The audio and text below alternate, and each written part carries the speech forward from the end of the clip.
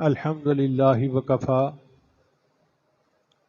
وسلام علی عباده الذین اصطفى اما بعد اعوذ باللہ من الشیطان الرجیم بسم اللہ الرحمن الرحیم رب هب لی من الصالحین سبحان ربک رب العزة عما یصفون وسلام علی المرسلین والحمد للہ رب العالمین اللہم صلی علی سیدنا محمد وعلی آل سیدنا محمد وبارک وسلم۔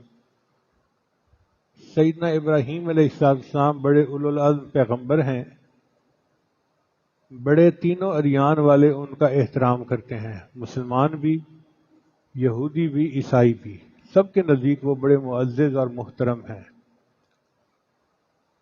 ان کی نسل میں ہزاروں انبیاء پیدا ہوئے۔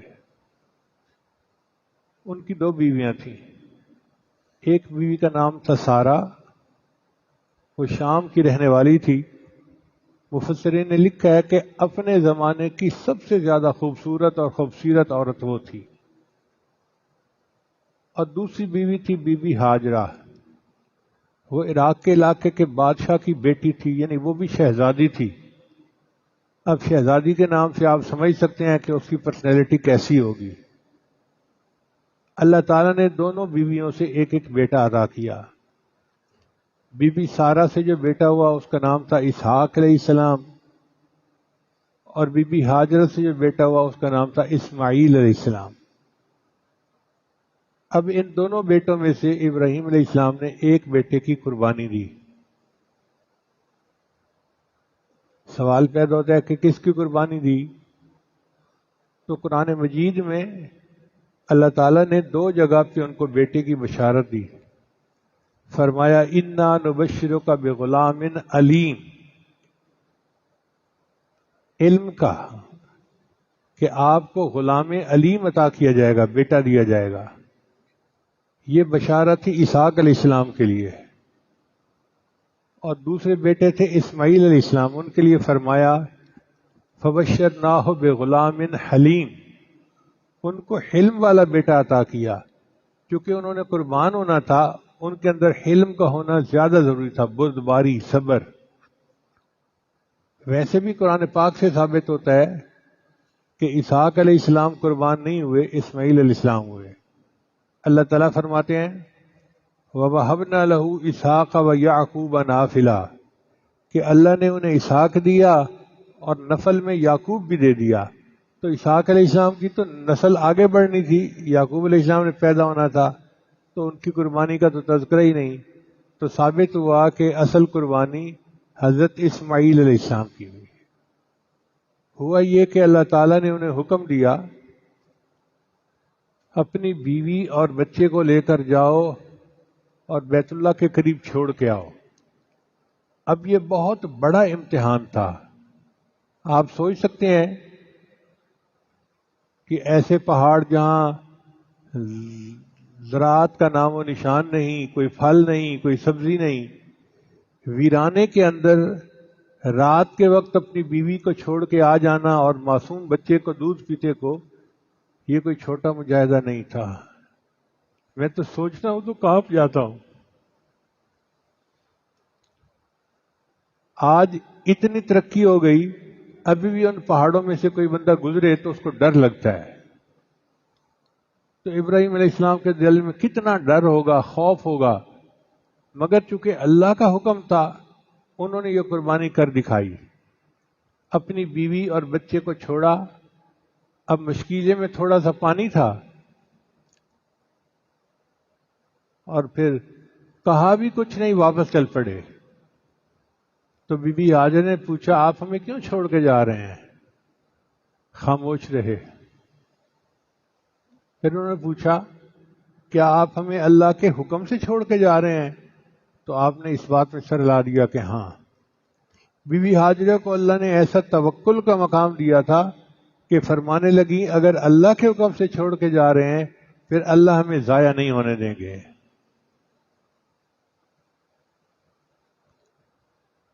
تھوڑی دیر بعد بچے کو پیاس لگی تو پانی نہیں تھا، تو بی بی ہاجرہ پانی کی تلاش میں صفا اور مروہ کی چوٹیوں پر گئیں کہ کہیں سے پانی کا نشان مل جائے۔ جب چوٹی پہ چڑھتی تھیں تو بچہ نظر آتا تھا، جب ایک پہاڑ سے دوسرے پہاڑ کے درمیان جاتی تھیں تو بچہ نظروں سے غائب ہو جاتا تھا، تو بی بی ہاجرہ بھاگتی تھیں۔ اللہ کو ان کا بھاگنا اتنا پسند آیا کہ قیامت تک کے لیے حج اور عمرے کا حصہ بنا دیا۔ کوئی ولی ہو، کوئی نبی ہو، جو بھی حج یا عمرہ کرے وہ صفا اور مروہ کے درمیان بھاگتا ہے اور بی بی ہاجرہ کی سنت کو ادا کرتا ہے۔ اللہ تعالیٰ نے حضرت اسماعیل علیہ السلام کے ذریعے سے زمزم کا پانی عطا فرمایا۔ بہرحال یہ ماں بیٹا یہاں رہ رہے تھے۔ حضرت ابراہیم علیہ السلام کبھی کبھی ان کو ملنے کے لیے آ جاتے تھے۔ جب اسماعیل علیہ السلام کی عمر 7 سال یا 13 سال ہوئی، بعض مفسرین نے 7 سال لکھا ہے اور بعض نے 13 سال لکھا ہے، تو ابراہیم علیہ السلام نے 8 ذی الحجہ کو خواب دیکھا کہ میں اپنے بیٹے کو اللہ کے نام سے ذبح کر رہا ہوں۔ اب جیسے بندہ خواب دیکھتا ہے نا تو سارا دن سوچتا رہ جاتا ہے کہ یہ کیسا خواب تھا، تو ابراہیم علیہ السلام بھی سارا دن سوچ میں پڑے رہے کہ یہ میں نے کیسا خواب دیکھا، اس لیے اس کا نام ہے یوم الترویحہ، سوچ کا دن۔ پھر 9 تاریخ کو 9 ذی الحجہ کو انہوں نے پھر وہی خواب دیکھا۔ اب ان کو شرح صدر ہو گیا کہ یہ میرے خالق کا حکم ہے اور مجھے اپنے بیٹے کی قربانی کرنی ہے۔ اس کو یوم عرفہ کہتے ہیں، پہچان کا دن، یعنی فیصلہ ہو گیا کہ ہاں بیٹے کو قربان کرنا ہے۔ پھر جب 10 ذی الحجہ آیا اس کو یوم النحر کہتے ہیں، قربانی کا دن۔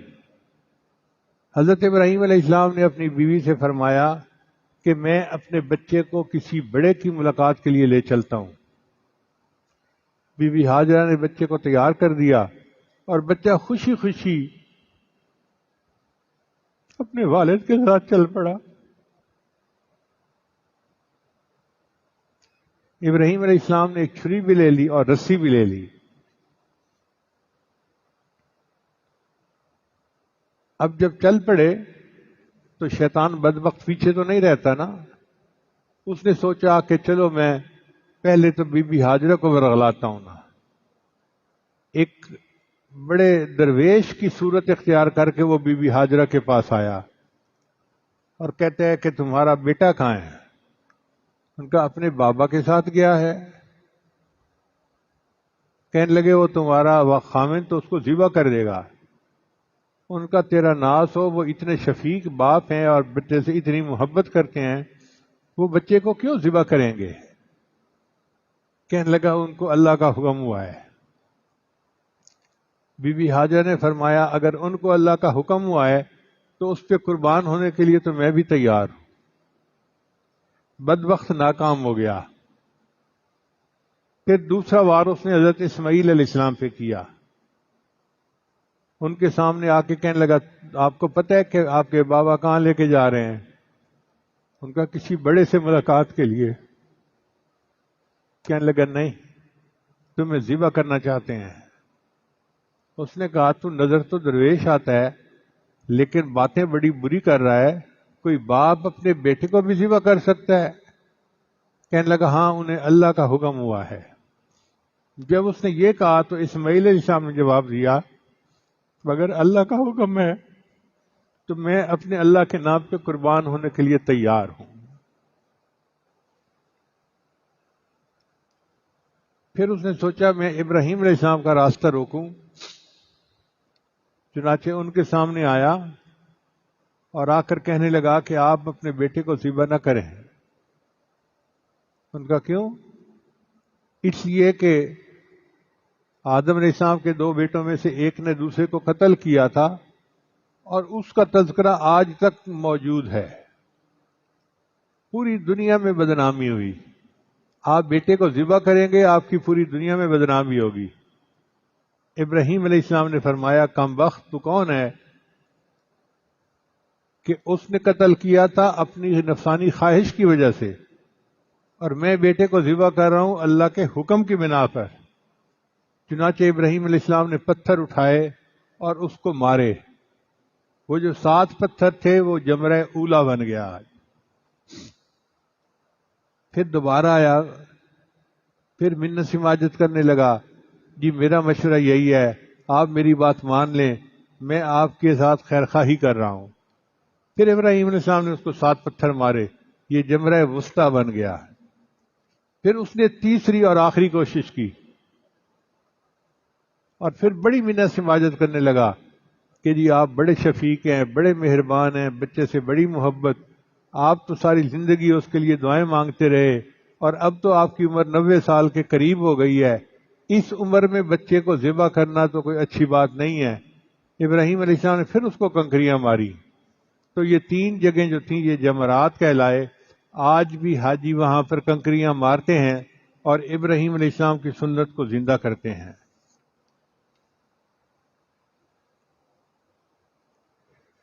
یہاں سے ایک مسئلہ اور بھی ثابت ہوا کہ انبیاء کرام عالم الغیب نہیں ہوتے، علم غیب فقط اللہ کے پاس ہے.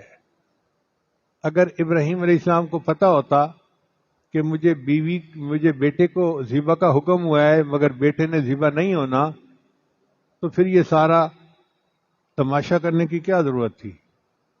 وہ واقعی سچ سمجھ رہے تھے کہ مجھے بیٹے کو ذبح کرنا ہے اور بیٹے کو لے کے جا رہے تھے.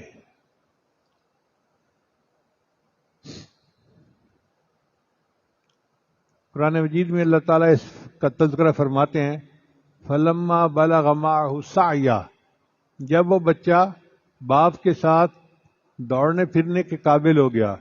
یعنی 7 سال یا 13 سال کی عمر تو ایسی ہے نا کہ بچہ ذرا ایسا ہو جاتا ہے کہ باپ کے ساتھ بھاگ سکتا ہے، چل سکتا ہے، کام بٹا سکتا ہے. اس وقت حضرت ابراہیم علیہ السلام نے بچے کو فرمایا کہ یا بنیا، اے میرے بیٹے. تصغیر کا صیغہ ہے، محبت کی وجہ سے بیٹے کو ہم کہتے ہیں نا بیٹو، ہاں میری پتری. تو بنیا کا اصل معنی ہے اے میرے پتری، یعنی پیار سے کہا میرے بیٹے.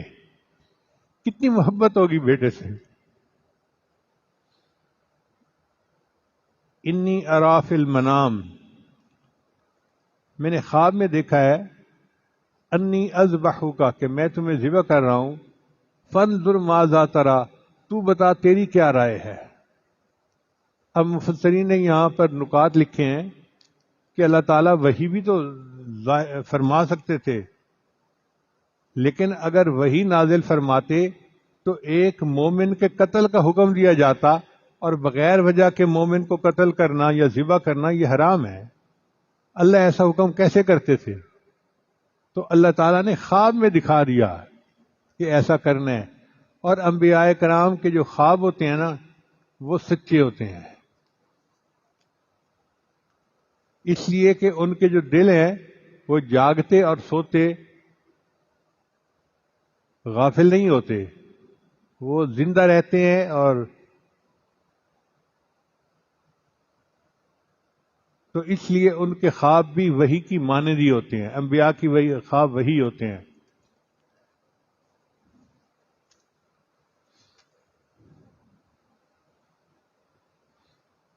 ایک سوال اور پیدا ہوتا ہے کہ اللہ تعالیٰ نے ان کو اپنے آپ کو پیش کرنے کا حکم کیوں نہ دیا، بچے کا حکم کیوں دیا؟ تو مفسرین نے لکھا ہے کہ الانسان مجبول علی حب الولد، انسان کی جبلت ہے وہ اپنے بیٹے سے فطری محبت کرتا ہے، چنانچہ اپنی تکلیف گوارا کر جاتا ہے، بچے کی تکلیف گوارا نہیں ہوتی.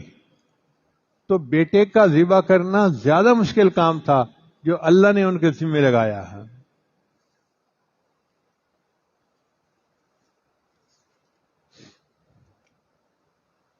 تو جب بیٹے سے پوچھا کہ فانظر ماذا تری، بتا کہ تیری کیا رائے ہے، تو یہاں پر ابراہیم علیہ السلام نے اس لیے نہیں پوچھا تھا کہ تو ذبح ہونا چاہتا ہے تو کروں گا، نہیں ہونا چاہتا تو نہیں کروں گا.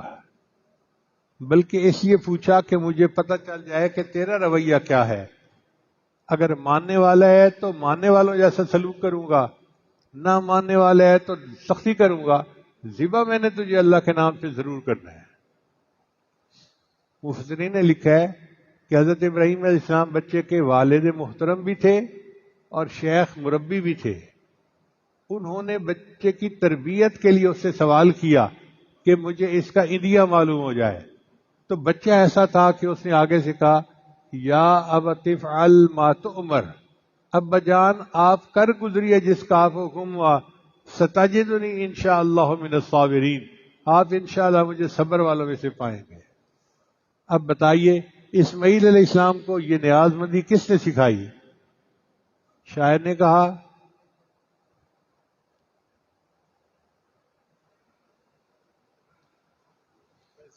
یہ فیضان نظر تھا یا کہ مکتب کی کرامت تھی، سکھائے کس نے اسماعیل کو آداب فرزندی.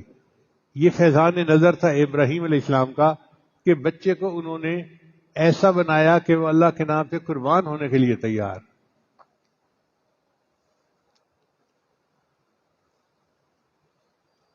اور ویسے بھی درب الحبیب یذیب، جو محبوب کا تھپڑ ہوتا ہے نا وہ شفا ہوتا ہے، وہ تکلیف نہیں دیتا. تو جب اللہ نے فرمایا قربان ہونا ہے تو اسماعیل علیہ السلام سمجھتے تھے کہ مجھے اللہ کے نام پہ قربان ہونا ہے اور یہ میرے لیے کوئی مشکل نہیں، یہ میرے رب کا حکم ہے. اب بیٹا قربان ہونے کے لیے تیار اور باپ قربان کرنے کے لیے تیار، دونوں نے ٹھان لی. اللہ فرماتے ہیں فلما اسلما، جب دونوں اس بات پہ تل گئے. اور یہی تسلیم ہی اصل ہے کہ ہم اللہ کے حکموں کو ماننے کی نیت کر لے کہ اے اللہ ہم نے آپ کے ہر حکم کو ماننا ہے. یہ تسلیم اللہ کو بہت پسند ہے. اب جب قربان کرنے کا وقت آیا تو اس وقت اسماعیل علیہ السلام نے اپنے والد کو یہ مشورہ دیا کہ ابا جان آپ اگر مجھے سیدھا لٹائیں گے تو میرے چہرے پر آپ کی نظر پڑے گی اور چھری کا چلانا آپ کے لیے مشکل ہو جائے گا، اس لیے بہتر ہے کہ آپ مجھے کروٹ پہ لٹا دیجئے کہ میرا چہرہ آپ کے سامنے نہ رہے. اور دوسری بات کہ آپ اپنی آنکھوں پہ پٹی باندھ لیجئے تاکہ آپ دیکھیں ہی نہ کہ میرے ساتھ ہو کیا رہا ہے. اور تیسری بات یہ کہ جب میں ذبح ہو جاؤں تو میرے کپڑے جا کر میری امی کو دکھا دینا. چھوٹے بچے کی فطرت ایسی ہی ہوتی ہے. مفسرین نے لکھا کہ ابراہیم علیہ السلام بھی رو رہے تھے، اسماعیل علیہ السلام بھی رو رہے تھے. ابراہیم علیہ السلام نے چھری کو تیز کر لیا تھا، لیکن جب انہوں نے اللہ اکبر کہہ کر چھری چلائی تو چھری نے گلا نہیں کاٹا. ابراہیم علیہ السلام بڑے حیران ہوئے. انہوں نے چھری سے پوچھا کہ تو کاٹ کیوں نہیں رہی؟ اس نے کہا حضرت آپ کو ذبح کرنے کا حکم ہے اور مجھے اللہ نے حکم دیا لا تذبح، نہیں ذبح کرنا، تو میں تو اللہ کا حکم مانوں گی نا.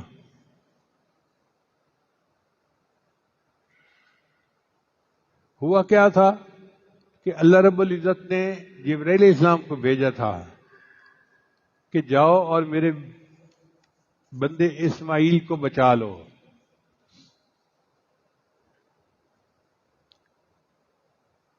اسماعیل علیہ السلام بچ گئے. اللہ نے ان کی جگہ جنت سے ایک دمبا بھیجا جو ذبح ہو گیا. مفسرین نے لکھا ہے کہ اللہ تعالی کے حبیب نے جبرائیل علیہ السلام سے پوچھا جبرائیل تمہیں کبھی مشقت اٹھانی پڑی؟ عرض کیا اے اللہ کے وسلم مجھے 4 مرتبہ مشقت اٹھانی پڑی. وہ کیسے؟ پہلی یہ کہ جب ابراہیم علیہ السلام کو آگ میں ڈالا گیا تو مجھے اللہ کا حکم ہوا، میں عرش کے نیچے تھا، فرمایا ادرک عبدی، میرے بندے کو بچا. وہ کہتے ہیں میں پلک چھپکنے کی دیر میں عرش سے فرش تک پہنچا اور ابراہیم علیہ السلام کو آ کر یہ کہا اللہ کا حاجہ، حضرت کیا میری مدد کی ضرورت ہے؟ جیسے کہتے ہیں نا can I help you, what can I do for you? تو ابراہیم علیہ السلام نے یہی کہا اللہ کا حاجہ، کیا آپ کو میری ضرورت ہے؟ تو ابراہیم علیہ السلام نے پوچھا کیا اللہ کو پتہ ہے میرے ساتھ جو ہو رہا ہے؟ کہ اللہ کو پتہ ہے؟ فرمایا اما الیک فلا، بس تو پیچھے ہٹ، مجھے تیری مدد کی کوئی ضرورت نہیں۔ ثابت کر دیا کہ مومن کی نظر کس طرح اللہ کی ذات پر ہوتی ہے۔ اور دوسری بات، جب ابراہیم علیہ السلام چھری چلا رہے تھے اسماعیل علیہ السلام کی گردن پر، پھر اللہ نے حکم دیا ادرک عبدی، میرے بندے کو بچا۔ فرماتے ہیں کہ میں آیا اور میں نے آ کے چھری جو ہے اس کو نیچے کاٹنے سے روک لیا۔ اور تیسرا واقعہ پیش آیا جب یوسف علیہ السلام کو بھائیوں نے کنویں میں دھکا دیا تھا، تو اللہ نے مجھے پھر حکم دیا کہ میرے بندے کو بچا۔ میں عرش سے نیچے فرش پہ اترا اور ان کو زمین پر گرنے سے پہلے ہاتھوں میں تھام لیا اور پتھر کے اوپر بٹھا دیا۔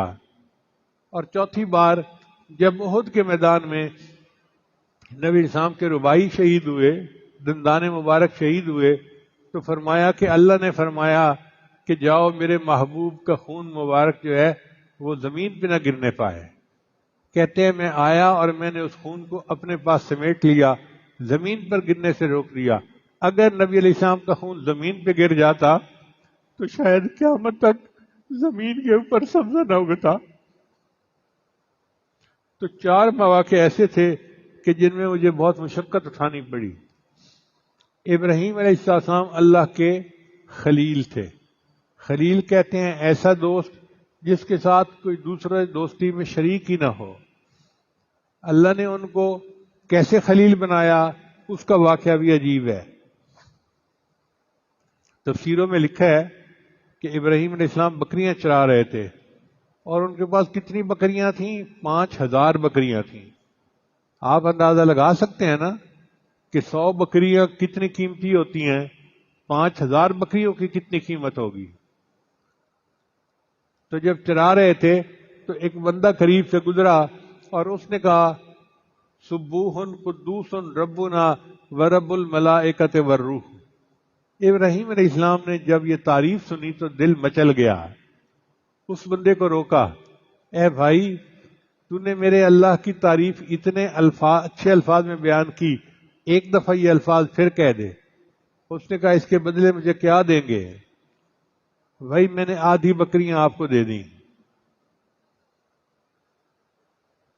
اس نے پھر پڑھ دیا سبوح قدوس ربنا ورب الملائکۃ والروح۔ پھر دل مچل اٹھا، دل نے کہا ہوتی رہے ثنا تیرے حسن و جمال کی، اے اللہ یہ آپ کی تعریفیں کرتا رہے اور آپ کا بندہ ان تعریفوں کو سنتا رہے۔ اے بھائی ایک دفعہ یہ الفاظ پھر کہو۔ اس نے کہا جی اب کیا دیں گے؟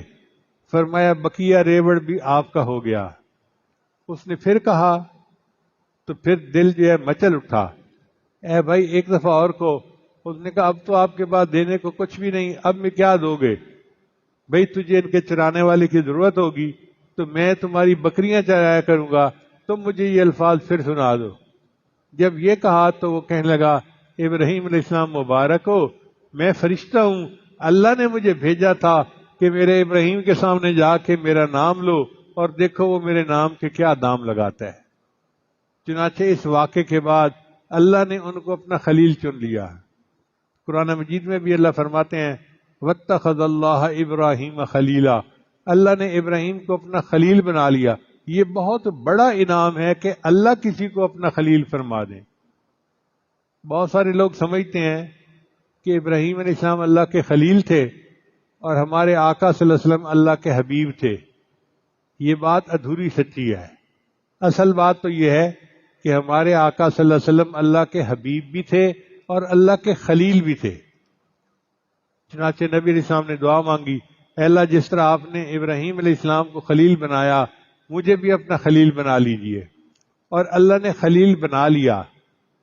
نبی علیہ السلام نے فرمایا لو کنت متخذا خلیلا لَاتَّخَذْتُ ابا بکر خلیلا، اگر میں دنیا میں کسی کو خلیل بنانا ہوتا تو میں ابو بکر کو اپنا خلیل بناتا، مگر وہ تو میرا صاحب اور میرا بھائی ہے، خلیل میرا فقط اللہ ہے۔ تو نبی علیہ السلام اللہ کے حبیب بھی تھے اور اللہ کے خلیل بھی تھے، اللہ نے ان کو یہ دونوں نعمتیں عطا فرمائی تھیں۔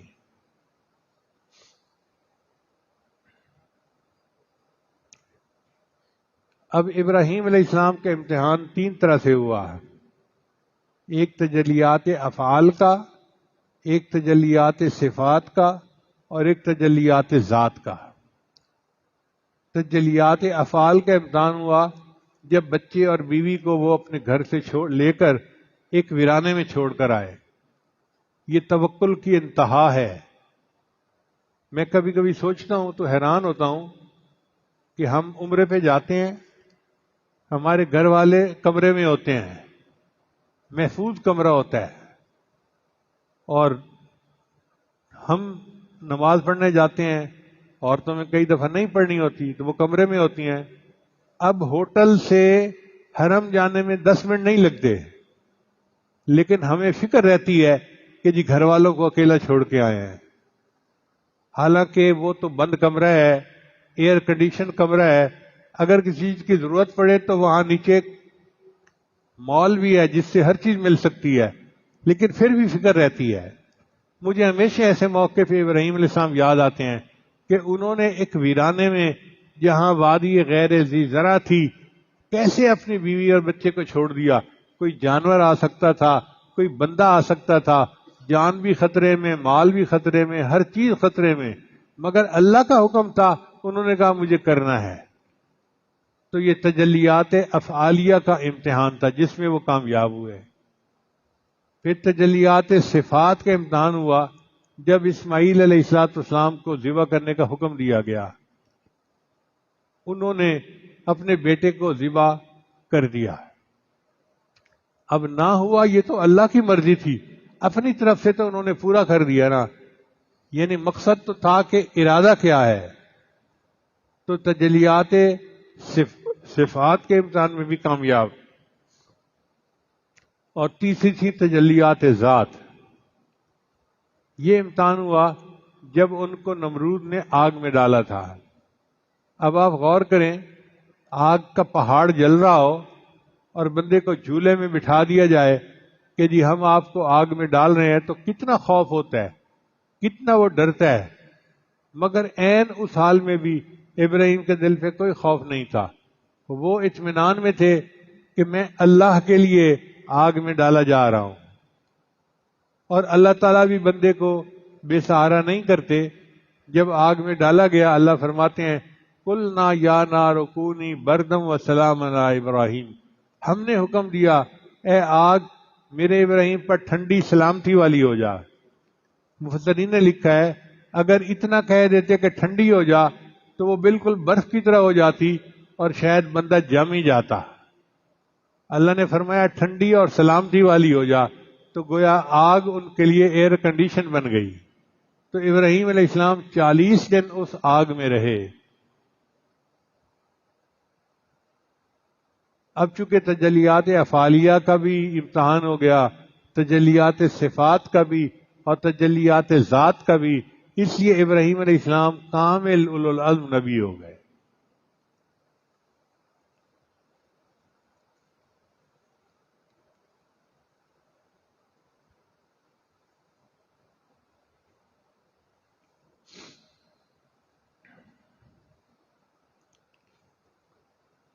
اللہ فرماتے ہیں کہ جب انہوں نے اپنے بچے کو کروٹ پہ لٹا کے ذبح کیا، نادیناہ ان یا ابراہیم، ہم نے ندا دی اے ابراہیم، قد صدقت الرؤیا، تحقیق تو نے اپنے خواب کو سچ کر دکھایا، تو اپنی بات میں سچا نکلا، تو نے بات کو پورا کر دکھایا۔ یہاں سے ایک تصوف کا مسئلہ نکلا کہ نتیجہ بندے کے ہاتھ میں نہیں ہوتا، عمل بندے کے ہاتھ میں ہوتا ہے۔ اس لیے بعض سالکین کیفیات کے پیچھے پڑے ہوتے ہیں، تو جی میں گھنٹہ مراقبہ کرتا ہوں، کیفیت نہیں ہوتی۔ بھئی کیفیات کے پیچھے مت پڑو، بس تم بندگی کر رہے ہو، یہ کوئی کم اللہ کی نعمت ہے۔ اس لیے کہتے ہیں کہ عبد اللطیف بنو، عبد اللطف نہ بنو، عبد اللطیف بنو، عبد اللطف نہ بنو۔ بس ہمارا کام تو بندگی کرنا ہے، اگر کیفیت ہو جاتی ہے تو اللہ کی مرضی، نہیں ہوتی تو بھی اللہ کی مرضی، ہم تو اللہ کے لیے کر رہے ہیں۔ بلکہ مشائخ نے ایک مسئلہ لکھا ہے کہ جس بندے کو عمل میں کیفیت ملتی ہو اس کو کم ثواب ملے گا، اور جس کی کیفیت نہ بنتی ہو اس کو زیادہ ثواب ملے گا۔ چونکہ جس کی کیفیت بنتی ہے وہ ہو سکتا ہے اپنے نفس کی چاہت کی وجہ سے عمل کر رہا ہو تو اس کا ریٹ تھوڑا، اور جس کا دل ہی نہیں چاہ رہا، کیفیت ہی نہیں بن رہی اور پھر بھی وہ عمل کر رہا ہے، اس کو اللہ زیادہ اجر دیتے ہیں۔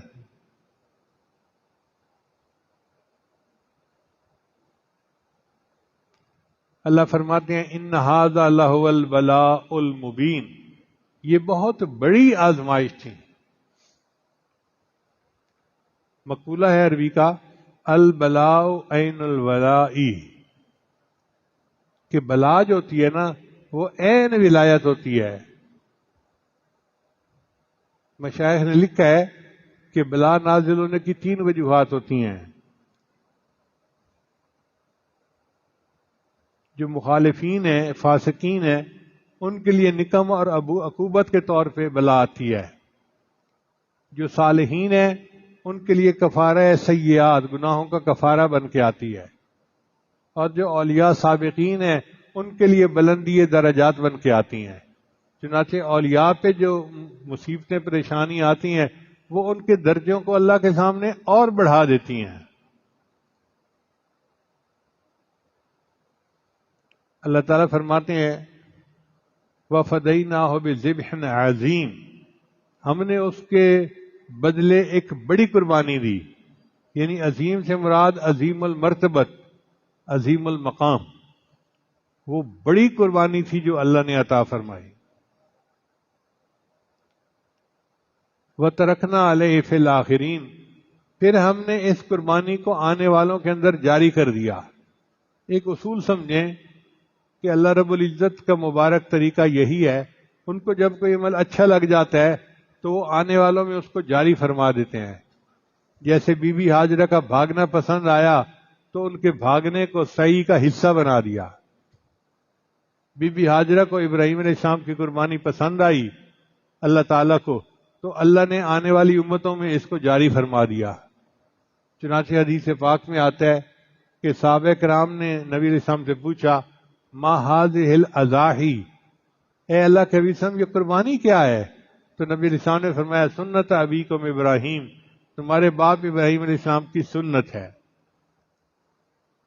اب 10 ذی الحجہ کو ہم عید بھی پڑھیں گے اور قربانیاں بھی کریں گے، یہ ابراہیم علیہ السلام کی سنت ہے۔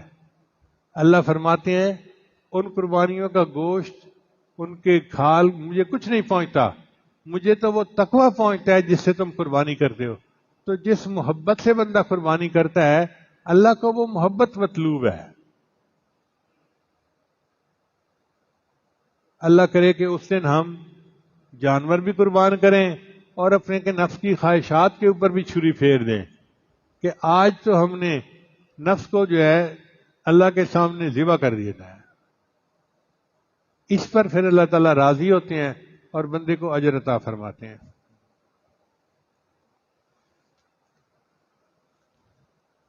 پھر اس کے بعد اللہ فرماتے ہیں سلام علی ابراہیم، ابراہیم تجھ پر سلامتی ہو۔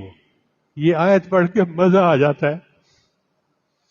اللہ تعالیٰ یہ کہنا چاہتے ہیں اپنی زبان میں، ہم اگر سوچیں ابراہیم تم جیتے رہو، عورتیں دعا دیتی ہے نا خوش ہو کے، بچے تم جیتے رہو، بچے تمہیں شاباش ہو۔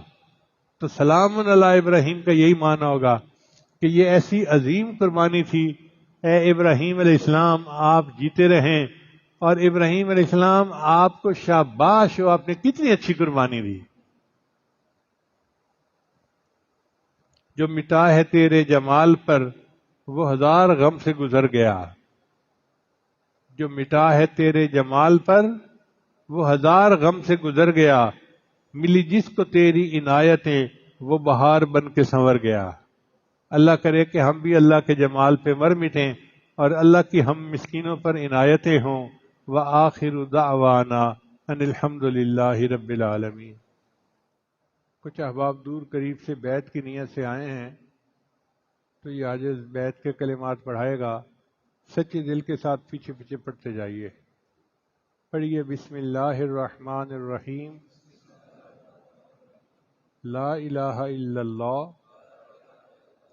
محمد الرسول اللہ، آمنت باللہ وملائکتہ وکتبہ ورسلہ والیوم الآخر والقدر خیرہ وشرہ من اللہ تعالی والبعث بعد الموت، آمنت باللہ کما ہوا باسمائہ وصفاتہ وقبلت جمیع احکامہ اقرار باللسان وتصدیق بالقلب، اشہد ان لا الہ الا اللہ واشہد ان محمدا